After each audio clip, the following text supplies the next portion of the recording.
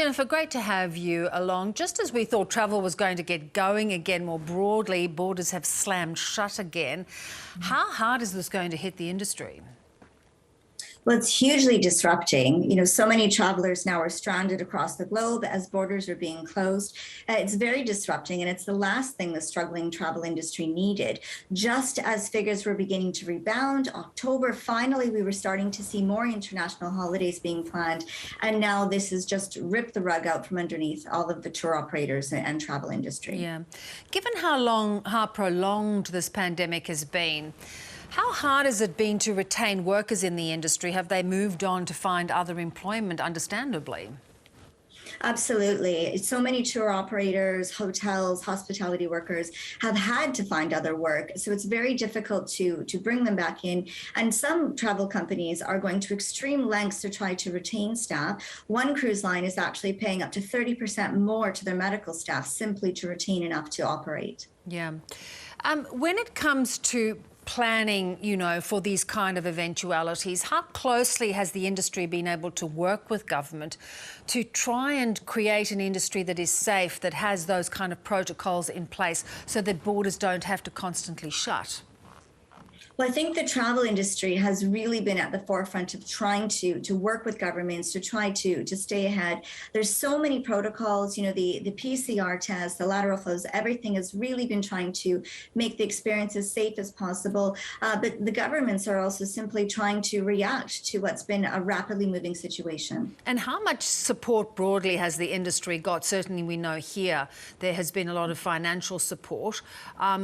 What is your understanding of how much financial support has been given to just keep the industry afloat? Well, different countries have done, different amounts, but the UK has been very supportive of the travel industry. Our furlough programs just ended about a month ago, so a lot of workers have been retained through that program, but it does vary across, different countries. You have particular expertise in cruising. Some might think that with this pandemic continuing and various variants continuing to come out, what do you think its future is? Does it have a future?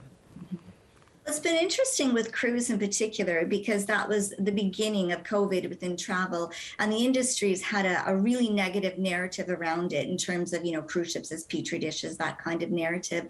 But actually, many operators have restarted. There's about 70% of the ships are operating at the moment, and there's only been about 460 cases worldwide. So that's less than 1% infection rate. So very, very strong measures that are working, but whether or not travelers will feel safe and confident enough to return, because all of these variants are simply, rocking consumer confidence and feeling safe to travel. And that's the most important way to get people back traveling and cruising. But I definitely see a future in cruising. There's so much pent up demand. Yeah.